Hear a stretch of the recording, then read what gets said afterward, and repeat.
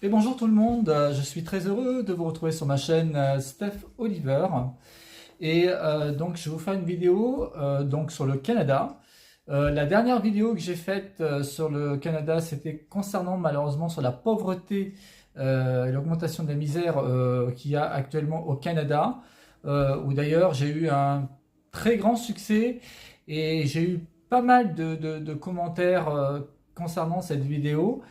Et c'est justement c'est pas la continuité sur la pauvreté, mais j'ai eu pas mal de commentaires concernant au niveau du système bancaire canadien, où il y a un système de cote de crédit.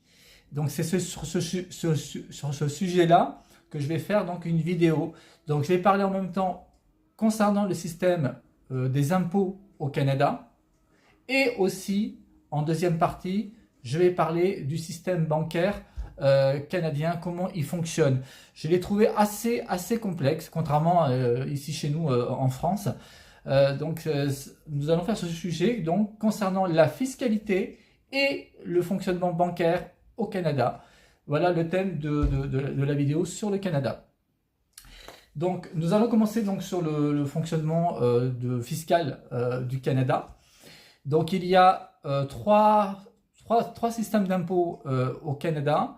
Donc, il y a l'impôt fédéral, l'impôt provincial. Donc, chaque province génère leur propre système d'impôt. Et après, il y a un autre impôt qui est plus basé sur le plan local des localités, de certaines localités au Canada. Donc là, je me suis un petit peu pas trop bien renseigné, mais sur le plan au niveau fédéral et provincial, je vais vous citer donc tous les barèmes au niveau des taux d'impôt par tranche salariale, par tranche salariale. Donc, nous allons commencer donc par le système au niveau fédéral. Donc, le taux d'impôt fédéral pour l'année 2024, il est estimé entre 15% minimum et ça peut aller à 33% maximum. Donc, les 15% sont pour les gens qui gagnent plus de 55 867 dollars par an. Ensuite, il y a une autre tranche qui est de 20,5%. Qui se situe entre 55 867 à 111 733 dollars. La troisième tranche, 26%, est estimée entre 111 733 à 173 205 dollars. La quatrième tranche, 29%, est estimée entre 173 205 à 246 000 dollars. Et la dernière tranche, 33%, qui est à plus de 246 752 dollars. Alors ça, c'est pour le niveau fédéral. Il faut savoir que dans le niveau fédéral, au niveau des impôts, c'est prélevé automatiquement au niveau des revenus que touchent les gens tous les mois. Donc il faut se dire que sur la fiche de paye tous les mois, ils ont une retenue. En France, on le fait aussi depuis 3-4 ans maintenant. Mais en Amérique du Nord, ils sont beaucoup plus ouverts depuis pas mal d'années. Donc c'est retenu tous les mois sur votre salaire et qui après retransmis automatiquement au système des impôts fédéraux au Canada. Mais attention, vient maintenant l'impôt provincial. Au Canada, ils ont une double imposition, contrairement à nous en France, où on n'a qu'un simple fonctionnement d'imposition. Bon, après, je ne parle pas au niveau des taxes foncières, au niveau de l'immobilier, bon, parce que là, c'est autre chose. Mais je parle au niveau de l'impôt sur le revenu. Et c'est vrai qu'au Canada, punaise, ça m'a un peu surpris, parce que moi, je croyais qu'ils avaient un système global, un petit peu comme chez nous en France. Ah non, c'est un impôt fédéral plus l'impôt provincial. Et c'est pareil aussi pour la même chose concernant au niveau, par exemple, quand on fait nos courses, la fameuse TVA. La TVA, il y a la TVA fédérale et la taxe provinciale. Ça, c'est pareil, je ferai une autre vidéo sur ça, d'ailleurs, sur ça, qui est assez intéressant. C'est totalement différent. Alors maintenant, je vais vous citer donc par province au niveau des taux d'impôt par province. Donc nous allons commencer par la province de Terre-Neuve et Labrador, qui elle a beaucoup de tranches d'impôts. J'en ai compté en tout 8 tranches imposables dans cette province. Donc ça se situe entre 8,7 à jusqu'à 21,8% maximum des impôts. Donc je vais vous citer donc, au minimum. Donc les 8,7, c'est pour les personnes qui touchent plus de 43 198 dollars. Et 21,8%, c'est pour ceux qui touchent plus de 110 000 dollars à l'année. Alors après, je vais vous citer deux ou trois tranches d'impôts sur les 8. En moyenne, hein, je vais faire en moyenne. Donc pour les gens qui touchent de 86 000 à 154 000 dollars, c'est situé à 15,8%. Pour les personnes qui touchent plus de 19,8%, c'est entre 215 943 dollars à 275 870 dollars. J'ai fait une petite erreur, je l'ai écrit à la main, et j'ai fait une petite erreur. Donc c'est les 21,8% que j'ai dit tout à l'heure concernant le système le plus haut, c'est ceux qui touchent plus de 1 103 000 dollars. Excusez-moi de cette erreur. Voilà. Alors après, nous allons aller juste à côté, enfin en dessous, dans la province de l'île du Prince-Édouard. Alors là, c'est plus correct, il n'y en a que 5 tranches imposables. Donc de 9,6%, ça va jusqu'à 18,7% maximum. Donc les 18,7%, c'est ceux qui touchent plus de 140 000 dollars à l'année. Pour le minimum, 9,6%, c'est ceux qui touchent 32 656 dollars ou moins que cette somme. Et à 16,6, c'est ceux qui touchent entre 64 313 dollars à 105 000 dollars à l'année. Nous allons continuer dans la province de la Nouvelle-Écosse et en même temps, je vais faire aussi le Nouveau-Brunswick. Donc la Nouvelle-Écosse, il y a 5 tranches. Donc de 8,7%, au niveau de la tranche minimum, c'est 8,7%, c'est pour ceux qui touchent en dessous ou juste 29 590 dollars à l'année. Et ça peut aller jusqu'à 21%, mais pour ceux qui touchent plus de 150 000 dollars à l'année. Donc au Nouveau-Brunswick, pareil, c'est 9,4% pour ceux qui touchent 49 958 dollars. Et ça peut aller jusqu'à 19,5% pour ceux qui touchent plus de 185 064 dollars à l'année. Nous allons de la province de l'Ontario, où là il y a 5 tranches aussi imposables. Donc là c'est beaucoup plus homogène au niveau des taux. Donc le taux minimum c'est 5%. Et ça peut aller jusqu'à 13%, 13,1% exactement. Mais là, c'est ceux qui touchent plus de 220 000 dollars à l'année pour les 13%. Et le minimum, c'est 5% pour ceux qui touchent 51 446 dollars à l'année. En moyenne, c'est 11,1% pour ceux qui touchent entre 102 894 dollars à 150 000 dollars à l'année. Voilà pour la province de l'Ontario.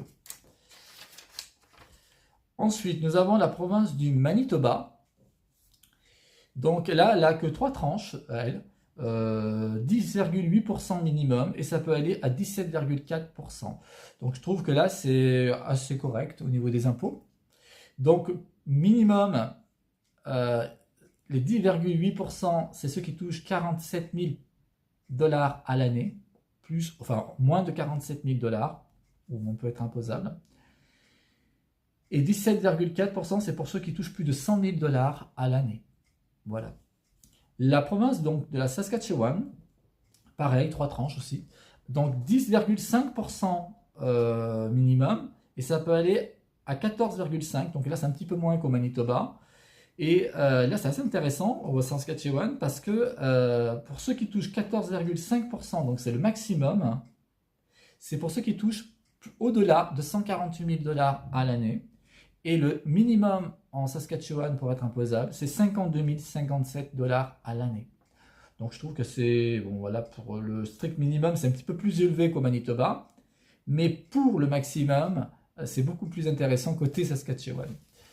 Voilà. Donc maintenant, nous allons aller dans la province de l'Alberta, où là, il y a 5 tranches imposables. Donc c'est assez, pareil, homogène. Ça va de 10% minimum à 15% maximum. Mais les taux et le montant des taux sont beaucoup plus élevés qu'en Saskatchewan et au Manitoba, en Alberta. Peut-être ni plus ni moins parce que c'est une province qui est dynamique, où beaucoup de gens voilà, ont d'argent. Donc c'est peut-être pour ça que c'est beaucoup plus élevé au niveau des chiffres. Donc 10%, c'est pour ceux qui touchent plus de 148 000 $ au minimum. Hein. 148 000 $, 148 269 $ minimum. Hein.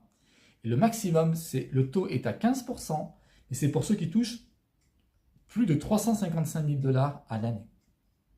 Donc là, c'est quand même vraiment beaucoup plus intéressant en Alberta. Donc on peut dire merci le pétrole. Hein. Voilà, enfin, je mets un peu d'humour. Hein. Voilà, merci le pétrole, parce que c'est une province qui est très riche grâce à ça, grâce au pétrole, grâce au gaz naturel. Bon, même s'il y a des à côté. Mais voilà, c'est grâce à ce dynamisme de cette province. Donc nous allons continuer dans la province de la Colombie-Britannique, où là, il y a quasiment 7 taux,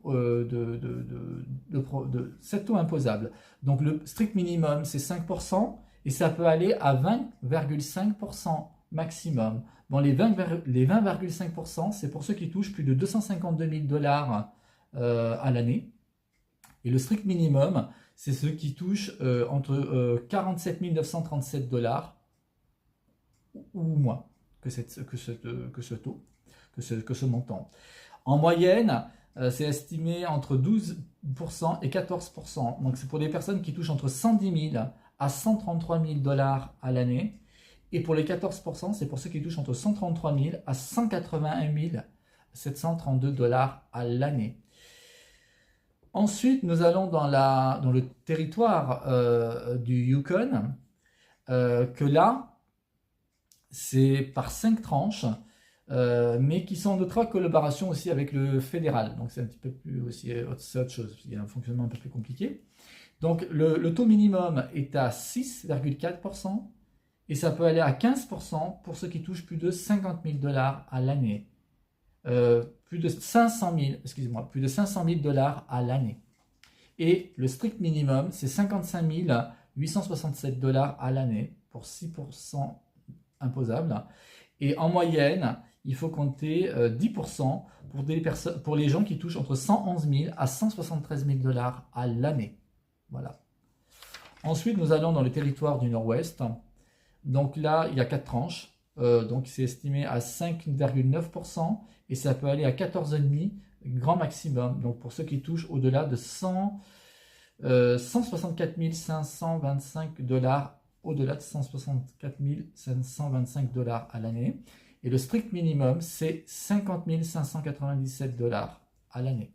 En moyenne, il faut 12%, et vous êtes pour des montants à 101 000 à 164 000 $ à l'année.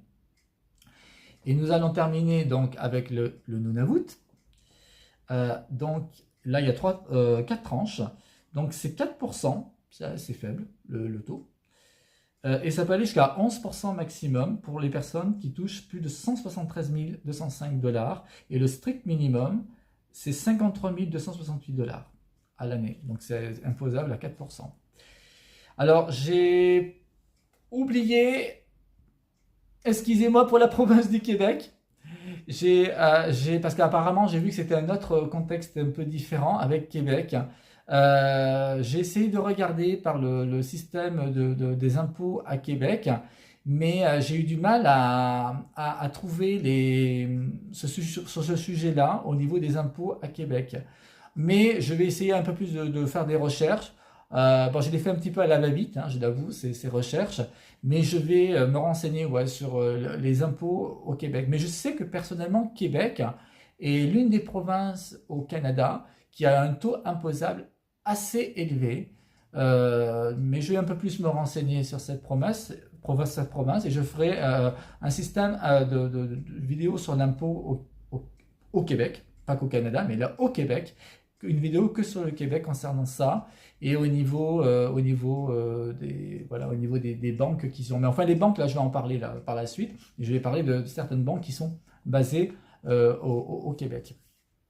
Alors, vous voyez que le système des impôts au Canada est quand même assez différent, contrairement à chez nous en France. En France aussi, on le fait maintenant, le fonctionnement à la source, où c'est du prélèvement à la source, où c'est prélevé automatiquement sur nos fiches de paie. Depuis peu en France, ça fait depuis 4 ans, 5 ans peut-être maximum. En Amérique du Nord, ça fait depuis tout le temps. Je pense que c'est depuis tout le temps que ça fonctionnait comme ça. Mais c'est vrai que c'est un petit peu pour nous, les Français, par exemple, les Français qui viennent après s'installer au Canada, on a beaucoup de mal à. Enfin, moi, je le vois pour moi ici en France. Enfin, moi, j'ai fait des recherches et j'avoue que ça m'a un petit peu surpris comment ça fonctionnait en Amérique du Nord. Alors là, maintenant, je vais parler un petit peu brièvement avant d'aller sur le fonctionnement bancaire au Canada. Je vais parler au niveau système de la TVA au Canada.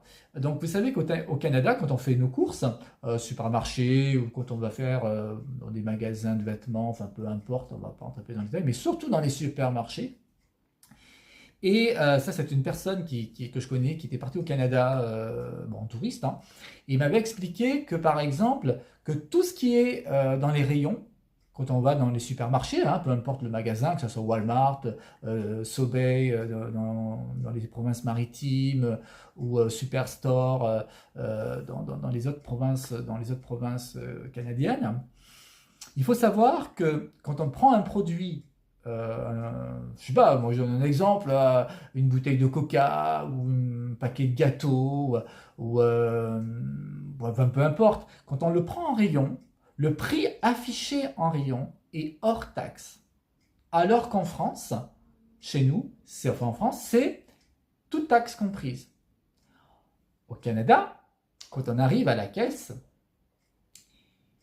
quand ils passent le produit, donc bien sûr ils passent le produit, ils passent le prix du produit qui est marqué en rayon, et quand ils font le total de tous les achats qu'on a, ils instaurent une taxe fédérale et provinciale qui est estimée à peu près, après ça dépend des provinces, mais d'ordre général au Canada, c'est entre 10, 12, voire peut-être 15% de TVA qui a à rajouter en plus de ce qu'on a acheté. Alors, je sais pas, moi je donne un exemple. Par exemple, une bouteille de coca qui vaut, j'ai regardé ça dans les magasins, Walmart. C'est un magasin qui est quand même un peu assez cher au Canada. Il faut compter à peu près un peu plus de 2 dollars, 2,80 $, peut-être même un peu plus hein, maintenant, hors taxe. Imaginez-vous, au prix réel qu'on le paie, on le prend réellement en caisse, ça fait froid dans le dos, quoi. Enfin, c'est plus de 3 dollars. Donc c'est quand même assez impressionnant les tarifs au niveau alimentaire au Canada. C'est d'ailleurs dans l'ancienne vidéo que j'avais fait concernant sur la pauvreté, beaucoup de gens ont fait des commentaires concernant qu'au niveau alimentaire, beaucoup de gens ne s'en sortaient plus, que tout devenait très cher. Et c'est vrai que bon, c'est très grave ce qui se passe au Canada. Mais moi, vous savez, je suis un grand optimisme. Et je pense que là, les Canadiens, s'ils m'écoutent, hein, il ne faut pas se désespérer. Je pense que le Canada, il va se relever et il va nous en foutre plein la vue. Et peut-être que vous allez vivre beaucoup mieux que chez nous, ici en Europe. Moi, j'en suis sûr et certain, parce que le Canada s'est toujours relevé. Vous savez, il y a 15 ans, 20 ans de ça, le Canada, j'en avais parlé d'ailleurs dans mes toutes premières vidéos que j'avais fait sur le Canada, il y a à peu près 1 an de ça, où je parlais de l'ancien Premier ministre du Canada, qui s'appelait Jean Chrétien, qui était libéraux. Jean Chrétien, il a été ce qu'il a été comme Premier ministre, mais heureusement qu'il y a eu Jean Chrétien, parce qu'il n'y aurait pas eu Jean Chrétien comme Premier ministre, le Canada, à l'heure actuelle, ça serait l'Argentine. Et ça serait un pays en banqueroute, total. C'est pour ça que moi, je dis que le Canada, c'est un pays qui va toujours de l'avant et qui se renouvelle, qui se régénère. C'est pour ça que je vous dis tout ce qui se passe actuellement au niveau de la misère. Bien sûr qu'elle est là. Malheureusement, elle va peut-être continuer. mais ça ne va pas durer jusqu'en 2040 ou jusqu'en 2050. Vous allez renouer avec une croissance et tout va aller mieux pour vous au Canada. Malheureusement, ici en Europe, c'est plutôt la plonge. Hein. Voilà, je préfère mettre un peu d'humour. Surtout en France, actuellement, ça va assez mal. C'est pour ça que moi, je veux prendre les escarpettes. Voilà, je veux prendre partir et venir m'installer sûrement au Canada. Voilà, je suis actuellement en procédure, hein, d'ailleurs, d'immigration. Donc maintenant, nous allons reparler sur le système bancaire du Canada. Alors, c'est totalement différent de la France. Ok, autant pour les Canadiens, autant pour les étrangers qui débarquent sur le sol canadien. Mais là, je vais parler vraiment sur le thème d'ordre général du système bancaire canadien. Alors, au Canada, il y a plusieurs banques qui sont très reconnues, comme la Banque Desjardins, qui elle est plus basée dans la province du Québec, qui est une bonne banque, une très bonne banque, qui est très reconnue en Amérique du Nord, qui a un très bon système au niveau pour les gens qui arrivent, enfin au niveau, je parle de l'immigration, mais en restant sur ses gardes. Voilà. Nous avons après des autres banques qui sont situées dans tout le reste du Canada, comme la Scotiabank, qui est une banque assez très importante aussi au Canada. Nous avons aussi la banque, alors je ne sais pas si je prononce bien, c'est TD, ça s'appelle Canada Trust, donc je ne sais pas si c'est toujours le même nom. Après, nous avons la banque canadienne RBC, le Royal Bank du Canada, la Banque Royale du Canada, qui est alors elle la principale banque hein, du Canada. Nous avons aussi notre banque, que je ne m'en souviens plus trop du nom. Il y a la banque RBC. Il y en a tellement de banques au Canada. Il y a, oui, comment elle s'appelait cette banque CIBC, qui est une banque aussi assez intéressante au Canada, qui est bien, qui est vraiment une banque qui est partout aux quatre coins du Canada. Donc, il faut savoir, donc, puis il y a d'autres banques, hein, comme HSBC, qui a des succursales là-bas. Il y a des banques françaises, la BNP, qui est plus basée côté Québec, hein, un petit peu aussi en Ontario, côté Ottawa. Mais voilà les principales banques que j'ai voulu citer. Donc, dans ces banques, il y a des avantages. On peut ouvrir un compte à distance, donc en départ de son pays d'origine, comme les Français hein, qui veulent ouvrir un compte. Et dès qu'on arrive sur place, ils finalisent donc le compte, donc pour pouvoir ouvrir le compte officiel, pour officialiser pour ouvrir le compte. Et surtout, je vais parler vraiment comment fonctionne le système bancaire. Dans les commentaires que j'ai eu de ma vidéo sur la pauvreté au Canada, j'ai eu, je sais pas, des dizaines et des dizaines de commentaires concernant sur ça, ou c'est peut-être pour ça, où ça fait un petit peu la roulette russe et le système pervers du système bancaire au Canada. C'est beaucoup de gens sont obligés de s'endetter, de ce qu'on appelle de faire du crédit. Et ce qui est impressionnant en Amérique du Nord, c'est qu'ils incitent beaucoup les gens à la consommation et au crédit. Sauf qu'en ce moment, et beaucoup de commentaires me le disent, il y a ce qu'on appelle le retour du bâton et un fonctionnement d'appauvrissement de la société canadienne à cause de ce système de perversion bancaire qu'il y a actuellement au Canada. Car il faut savoir que quand vous ouvrez un compte, pour tout le monde, hein, que ce soit pour les immigrés ou pour des Canadiens, des Canadiens, enfin des gens qui sont nés au Canada, tout ça, il faut savoir que quand on ouvre un compte, on vous propose deux cartes. Une carte de débit et une carte de crédit. La carte de crédit surtout.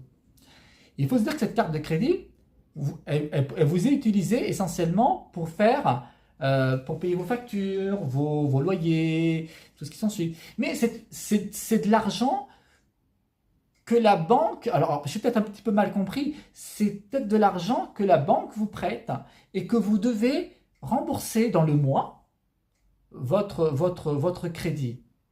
La carte de débit, elle sert essentiellement à retirer de l'argent liquide, hein, de l'argent en espèces, hein, dans les distributeurs automatiques. Mais la carte de crédit, même encore, hein, j'ai vraiment du mal, et je suis en France, hein, mais j'ai vraiment du mal à comprendre ce système bancaire. Je pense que quand je vais sûrement aller m'installer, quand je vais arriver sûrement m'installer au Canada, il faudra vraiment qu'on me donne vraiment des cours, parce que j'ai pas envie de me retrouver avec des sommes astronomiques de remboursement. Mais enfin, l'argent, je le fais en France. Je suis un mec qui est extrêmement droit concernant la gestion de l'argent. Il y a un dicton qui dit « un sou, c'est un sou ».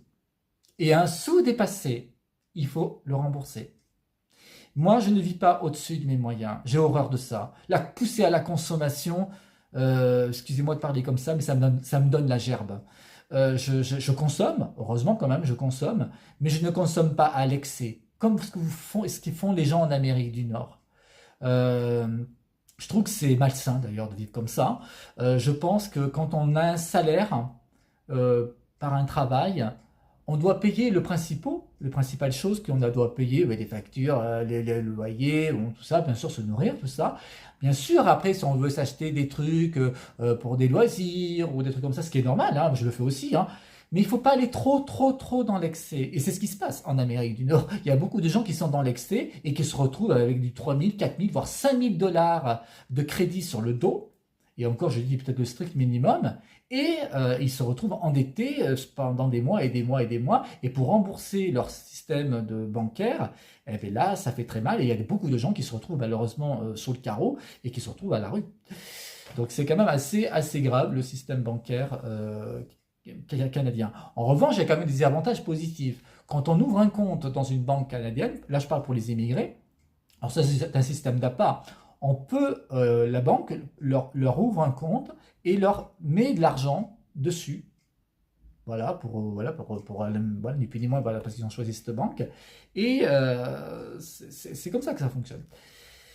Donc, moi, ce que je voudrais dire, c'est que aux gens qui veulent aller au Canada, qui se renseignent bien sur le système bancaire au Canada et qui choisissent bien la banque où ils veulent aller. Mais les principales que j'ai citées tout à l'heure, comme Desjardins, RBC, SCABC, toutes ces banques sont quand même sérieuses. Voilà. Et il peut avoir sûrement un arrangement au niveau de la carte de crédit. Moi, je pense que sûrement que ça doit un petit peu fonctionner comme ça. Mais je pense que là, avec la crise qu'ils ont actuellement au Canada, peut-être que les banques canadiennes, en collaboration sûrement avec le fédéral, au niveau du gouvernement fédéral, peut-être qu'ils vont installer un système pour les gens les plus vulnérables et les plus fragiles dans la population, à leur proposer juste une carte de débit, ou alors si c'est une carte de crédit, ça sera une carte de crédit bloquée. Comme ils font en France. En France, on a un fonctionnement, d'ailleurs, moi je le dis personnellement, j'en ai une, carte comme ça, où j'ai une carte qui est bloquée, où je ne dois pas dépasser tant dans le mois. Si je dépasse tant dans le bloc, dans le temps, ma carte elle est bloquée, et puis je suis obligé d'attendre. Et résultat, personnellement, je ne suis pas endetté. Voilà. Le seul découvert que j'ai eu de la banque, je m'en souviendrai toujours, c'était 150 €. C'était en euros, hein. C'était 150 €. Voilà, et que j'ai remboursé, j'ai remboursé dans le mois qui a suivi. Voilà. Donc, je suis très content donc, de vous avoir fait cette vidéo. J'espère que vous avez un petit peu tout compris ce que j'ai dit concernant au niveau du système fiscal, et puis là, du système au niveau des banques canadiennes, comment elles fonctionnent. Donc, la prochaine vidéo que je vais faire donc, sur le Canada, je le ferai sur le Québec. Hein. Excusez-moi encore, le Québec. Hein. Je ferai la continuité de ce que j'ai fait là, concernant au niveau des banques et concernant au niveau du système fiscal, mais que sur le Québec. Voilà. Donc, je vous souhaite à tous une très bonne journée. Et puis, je vous dis à une prochaine vidéo sur le Canada. Allez, bonne journée, au revoir.